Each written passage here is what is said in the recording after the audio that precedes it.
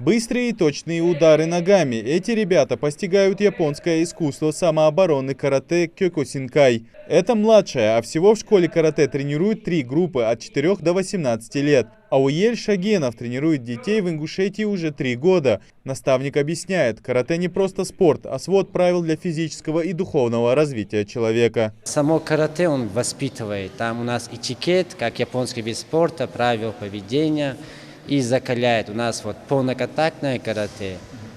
И такой хороший, крепкий вид спорта детишкам нравится, потому что они на пояса сдают, вот эта лестница, когда они поднимаются, вот это их привлекает. Несмотря на юный возраст, ребята уже себя хорошо зарекомендовали на соревнованиях всероссийского масштаба. На первенстве страны по карате Кёкусинкай в Казани Ингушетию представляли 16 воспитанников. 13 из них взяли призовые места. 4 первых места, вот как раз в этой группе Татиев Ахмед стал чемпионом России. Это у меня младшая группа.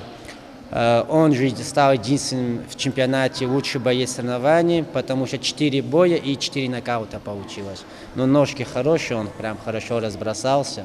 И все 4 боя выиграл нокаутом. Если честно, я даже не ожидал такого результата. Ошибки всегда есть. Всегда. Вот, никогда нельзя расслабляться в плане того, что выиграл, молодец. Потому что даже вот со своими чемпионами я потом беседы проводил, исправлял, объяснял, что где, как не так сделали, как было бы лучше, они меня услышали.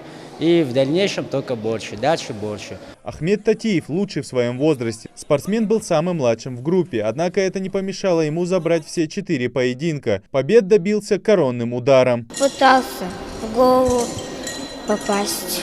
Получилось. И сколько раз у тебя получилось? 3 боя выиграл. В 4-е монету бросили. Самый сложный 2-й бой был. За счет чего ты смог его победить? Сильно попытаться в голову ударить. Сильно. Впереди у ребят еще много испытаний. Карате – спорт, которому учатся всю жизнь. У юного Ахмеда сейчас первоочередная задача – хорошо подготовиться, чтобы достойно представить нашу республику уже на европейском первенстве. Идрис Ижиев, Мухаммад Белакиев, Новости 24.